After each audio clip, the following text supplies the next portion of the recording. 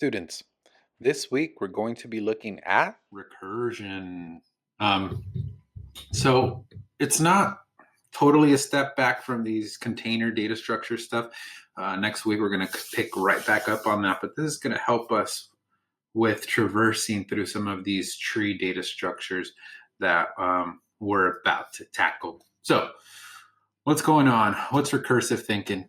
Recursive thinking is all about breaking down large problems into small repeatable problems. And once you identify these repeatable problems, then what you could do is you can leverage that. You can decide, well, I'll just keep tackling this small problem over and over again and eventually get the solution to the larger problem. Recursion is a huge concept in computer science. If we go over to our good friend Google and we type in recursion,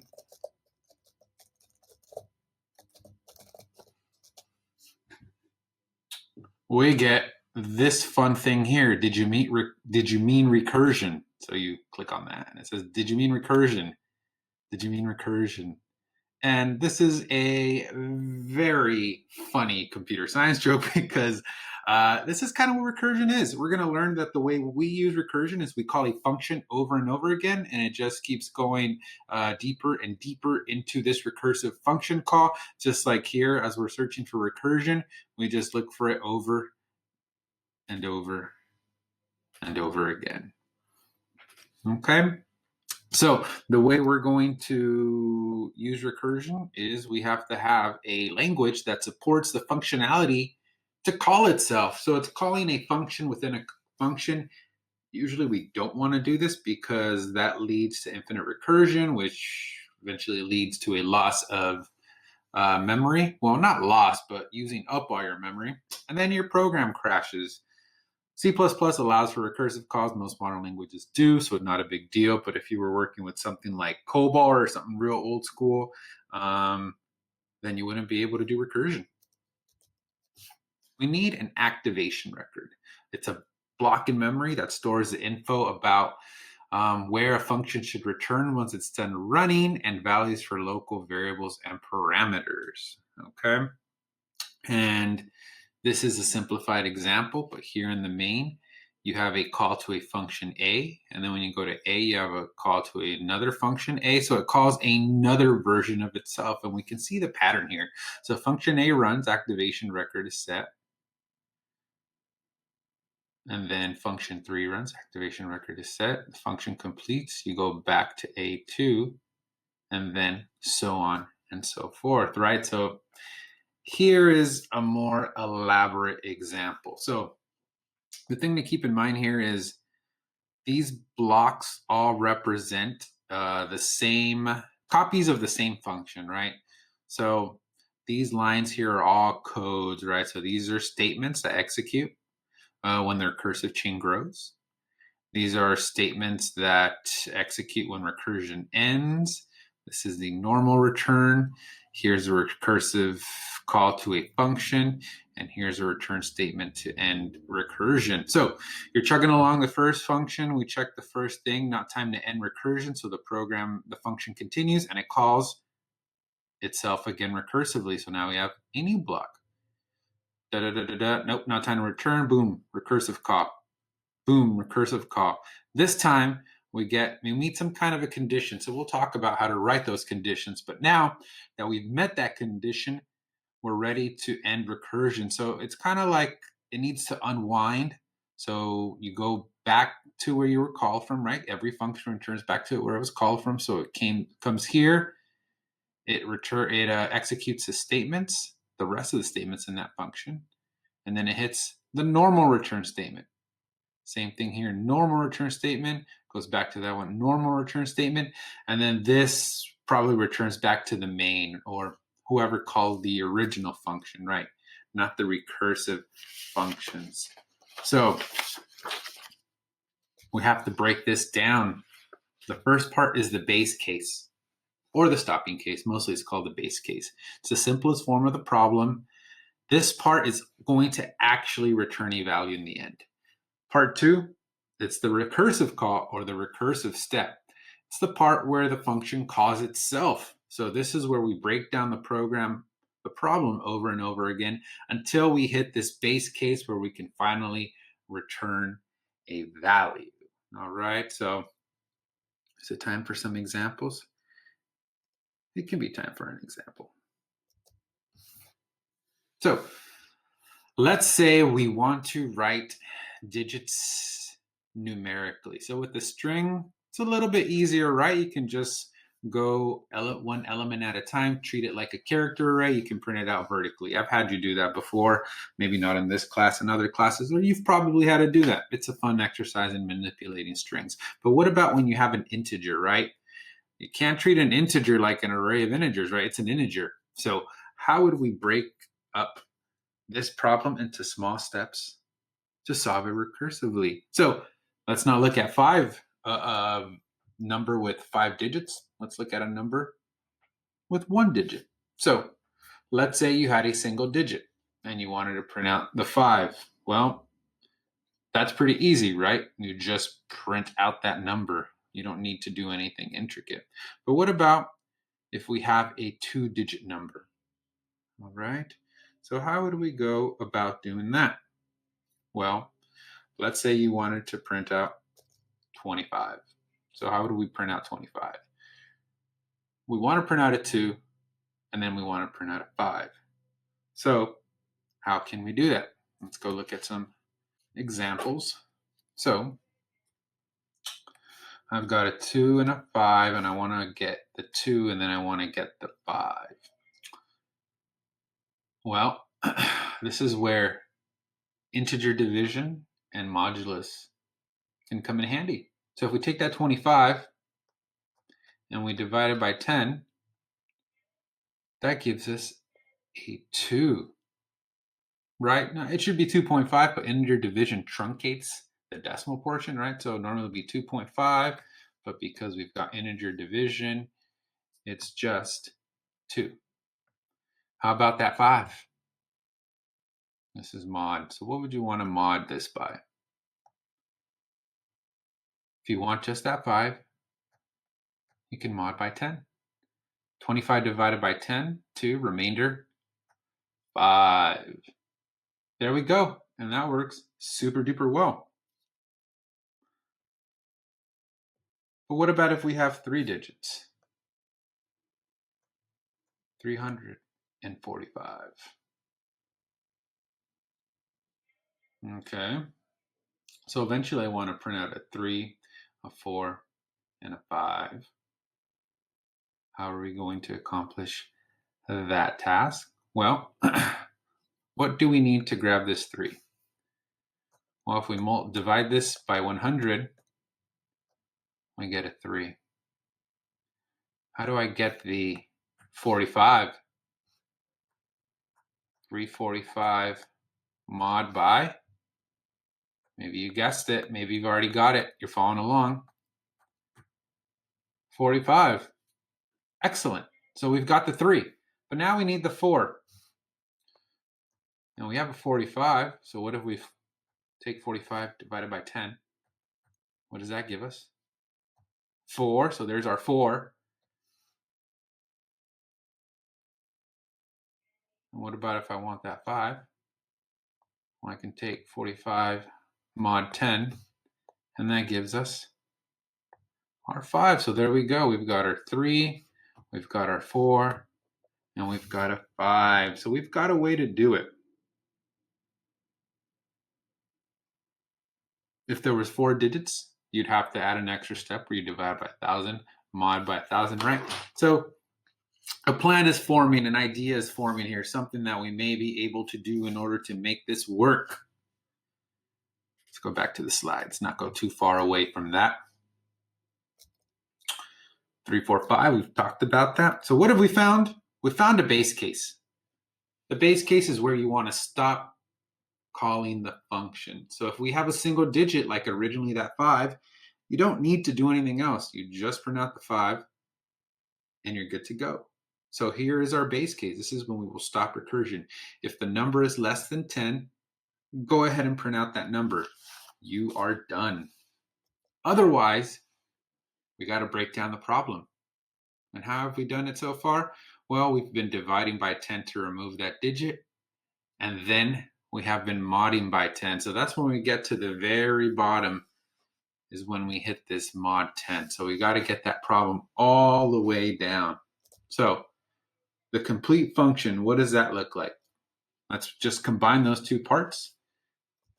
And then let's walk through an example, of course.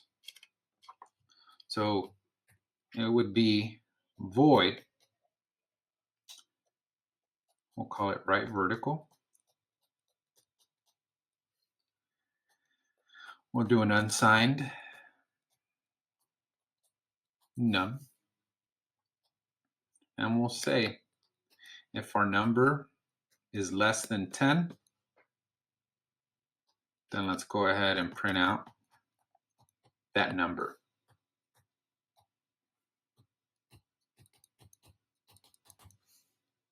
Otherwise, let's go ahead and call the function. So here's the recursion, right? Name of the function is called right vertical. And what I'm going to do is call right vertical. And I'm going to keep this function is going to be called a couple of times, right? Num mod 10, divide by 10, divide by 10, divide by 10 until we reach that single digit. Then we're going to unwind this thing and start printing out the digits one at a time. Don't worry, we're about to walk through this code and make sure that we've got some good comprehension. All right, so there's our function. That's what we want it to look like. This is what I'm going to do for us right now. I'm going to zoom out just a little bit. Yeah, there we go. I'm going to go ahead and copy this. All right, what I'm going to do is I'm going to pretend that we ended up calling this function with 345. Yes, that is what I'd like, please. No, that is not what I'd like. All right, here we go. I think got it working again. So 3, oh, that's not thick enough. Let's try that. 3, 4, 5. All right, so we call this function with 3, 4, 5. So is 3, 4, 5 less than 10? No, it is not. So we're going to do the else statement, which means take 3, 4, 5. We're going to divide it by 10. What's that going to give us? 34. So let's do this. So now what should happen is we jump down here. And what's going on down here? We've got 34. Okay, so let's continue. Let's check the if statement.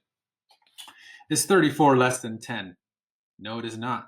So guess what? We're going to take 34 divided by 10, which gives us 3, right? So let's paste again another version of this down here. And now we've got a call down here with a 3. All right. Now, is 3 less than 10? Yes, it is. So what we've done is we have activated the base case. So what will we see? We should see a 3 printing out. Let's go ahead and write that here off to the side. So a 3. And don't forget, this should go back to whatever call this function.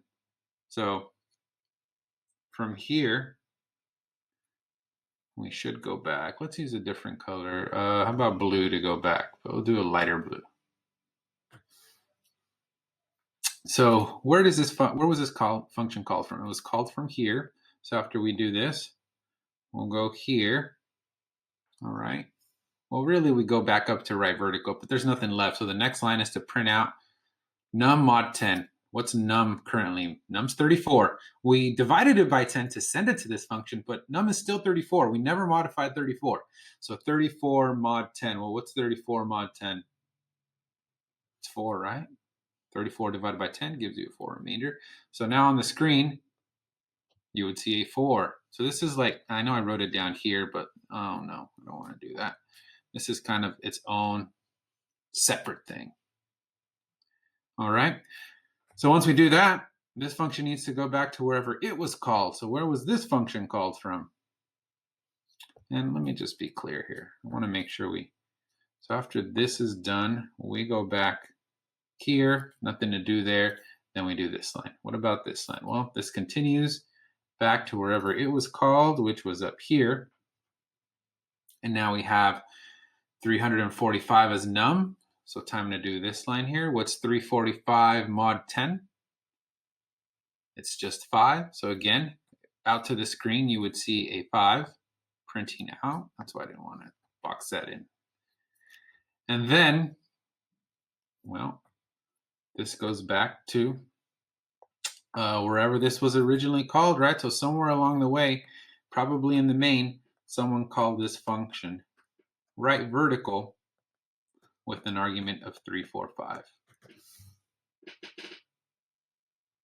That's recursion. That's how it works. And by the way, not an easy idea, right? Kind of makes your brain hurt a lot. Makes my brain hurt for sure. Drawing this out, like always, even with those diagrams here, also very, very useful.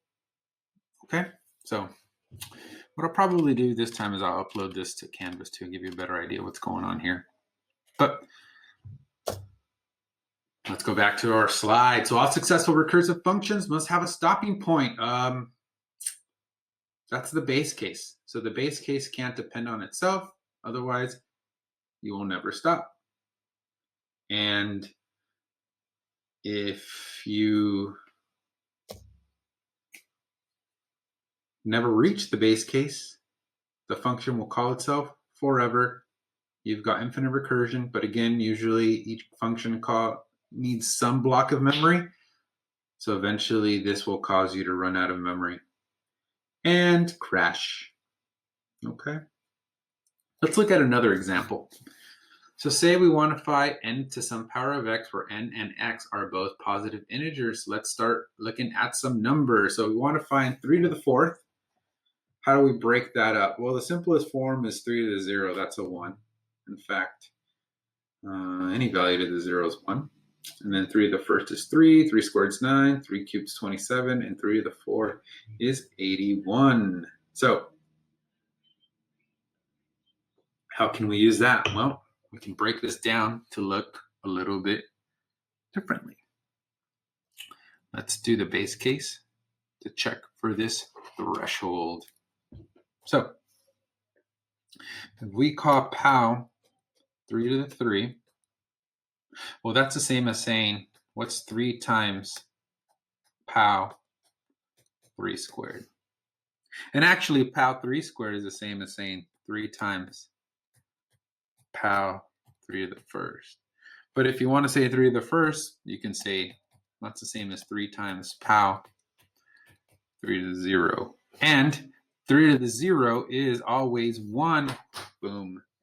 Base case achieved. Right? All of this stuff would get kind of linked up together and returned to the main. Oh, I forgot to grab that multiplication. Let me try that again. Now it would get brought back to the main and you would have your answer. So what does that look like in code though? Because that's the big thing. Okay, I'm getting good at diagramming this out. What does this look like in code? Well, this has to return something to the main. This is our own implementation. And in the slide, what do we call it in the slide? We said n to the x. So n is the base and x is the exponent. So what is the base case? Well, we just saw any power. So if our exponent is equal to 0, we know what that is. That's 1. Anything to 0 is 1. Otherwise, so here's our recursive call. Otherwise, what do we want to return? We want to return, so this looks a little bit different than the last one. but within the return statement, and it's necessary because this has to return a final calculation. So that's why this looks a little bit different. Yours will look this way too if your function is expected to return a value. So instead, what do I want to return? Well, every single time I was taking the base here, see 3, 3, 3. So let's throw that in here, n times, here's a recursive call, pow. All right, so what should this be? Well, it was always, again, the base. And the second argument to pow was always 1 less than, right? Wherever we were at. So let's go ahead and do that. X minus 1.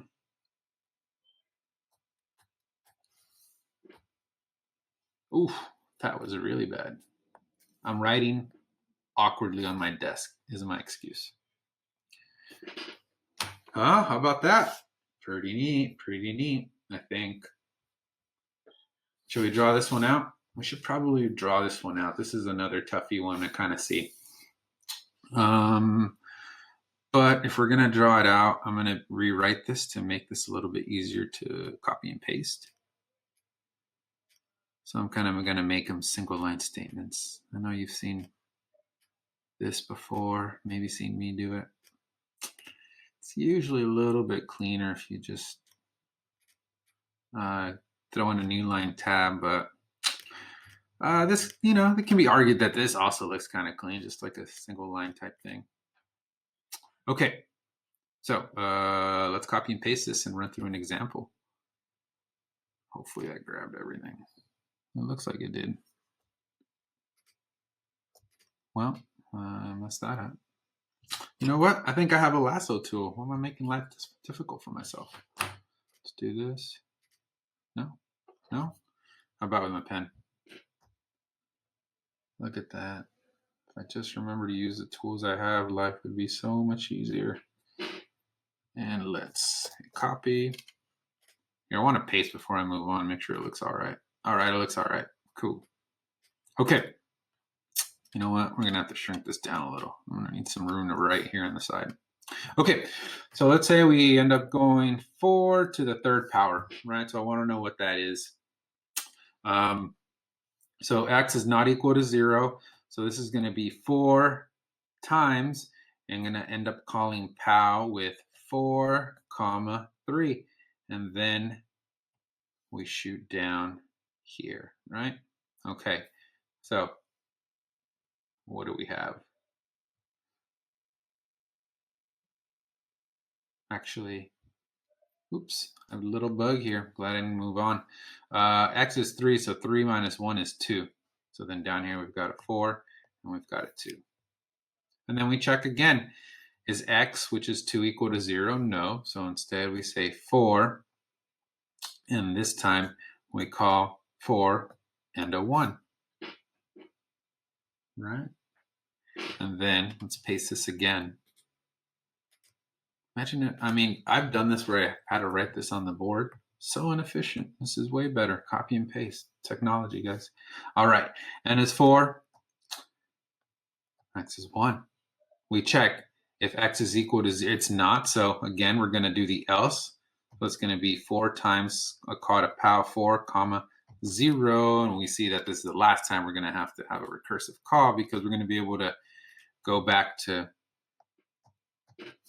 where we started. All right. Okay, so if x is equal to 0, it is return a 1. So we've activated the base case. Okay, so how are we going to do this? Well, this needs to come back as a 1. So what's 4 times 1? It's 4. So this is going to return a 4. Did everyone catch that step? So this function here, function called pow 4, 0, returned a 1. So this came back. We had a 1 here. 4 times 1 is 4. So we returned a 4. Then where does this go? Well, this 4 needed to replace that function call. So what do we have here? Well, we need to return n, which is 4, times whatever that function just returned, which was also a 4. So we're returning 16. Let's take this. Well, no, really, right? We want the 16. There you go. So now that's going to replace that function call. So here, what are we returning? We are returning 4 times 16. Well, what's 4 times 16? That is 64. What am I writing here? And then the 64 would go back to the original function call. We're assuming here that this was something like, what do we say, 4, 3. That's recursion with this POW function. So again, I encourage you to draw this out as you're working it out. Even with the drawing, it's not super clear. You might have to follow this example a couple of extra times to really convince yourself that this is working well, that this actually is doing what we're saying it's doing. Should we run some code with this? We haven't actually done any code. Let's draw some code. Draw some code, write some code. I mean, I guess we could try drawing code. New file, please. Let's save this right off the bat. Sure, in the downloads. What lecture is this? What do I got on my slide? Lecture 15? This will be lecture15.cpp. Can I just select CPP from the dropdown? Yes, I can. Save it. Okay, so let's go ahead and include IOStream. No special library needed for recursion. Recursion is just part of the language. Okay, we want to, we'll have our main. And you know, for this example, I'm not going to have a prototype and implementation below the main. I'm just going to kind of do it this way.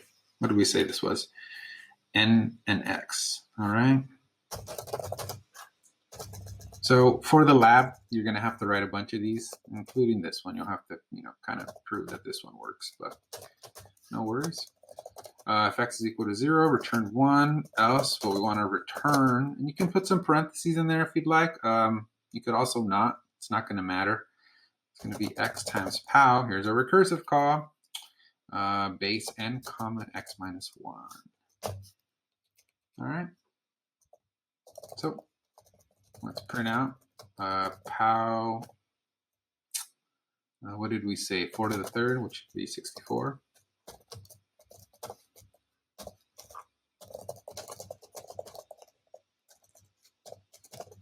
Oh, I'm gonna have to include the thingamabobber, huh? CSC-LIB. No problem. New terminal.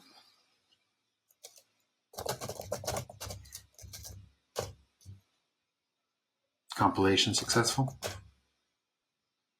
Wah wah. We have a bug. It says 6, and it should be 4 times 4, which is 16, times 4, which should be 64. So let's see. We have the exponent here. That needs to be the base. Let's try it again. There we go, 64. So that was a programmer mistake, not a mistake in the algorithm. Okay, so this is how you can kind of start your lab. So let's move on. So how do you ensure yourself there's no infinite recursion? You have to have a expression and with a certain threshold. So from one recursive call to the next, the value of the expression has to decrease by at least some fixed amount. In that previous example, we saw that the exponent always decremented by 1, and we knew that if it decremented down to 0, we would end the recursion. So that was one way to do it. Or if the function is called and the value of the variant expression is less than or equal to the threshold, then the function terminates without making any more recursive calls. So if you've gone below this threshold, then you are good to go. Let's look at one more example. Factorial. So factorial has a couple of base cases, right? 0 factorial is 1 and 1 factorial is always 1. So what about solving something like 5 factorial, which is 5 times 4 times 3 times 2 times 1? Yeah, I think this is also in the lab, but why don't we go ahead and look at this too? So 5 factorial is also the same as 5 times 4 factorial, and 4 factorial is the same as 4 times 3 factorial, which is also the same as, at least 3 factorial, the same as 3 times 2 factorial. And then we arrive at 2 times, well, no, actually we haven't arrived. 1 factorial, here's our base case because that is just 1. So if you're able to return all of that to the main, ta-da, you would have your answer. So what is our base case? Our base case is when we've reached 1 factorial. So how can we write this function? I'll get you started. I won't do the whole thing. Again, I don't want to deprive you of some fun. Let's go with in factorial int num. So we've talked about the base case, so why don't we go ahead and throw that in there. So if the number is equal to 0 or the number is equal to 1, in case someone calls this function with, and why did I use an angle bracket there?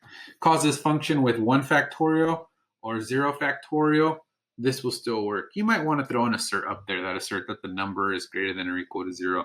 But in any case, return a 1. Else, and since this function has to return a value, the recursive function call is going to be within the return statement. So what do we want to do here? So here, it'll be num times, boom, recursive function call. Okay. So there you go. That gets you a good way done with that part for the lab. Another classic recursive function call is with a binary search. Now, binary search, go back, check out your notes, but basically you have an ordered list, and binary search is awesome because it is a O-log n runtime type thing. And it's way better than a linear search because every time you search for something, if you don't find it, you cut down your search space in half. That is huge, as an enormous improvement in efficiency. So there is a recursive function for that. Here it is. The recursion can be found in the else if statements of that else statement. So don't expect you to memorize it, be able to run it, anything like that, but check it out on your own. So what would be the output of the following code if we were to call this function with an argument of 3, right? Cheers 3.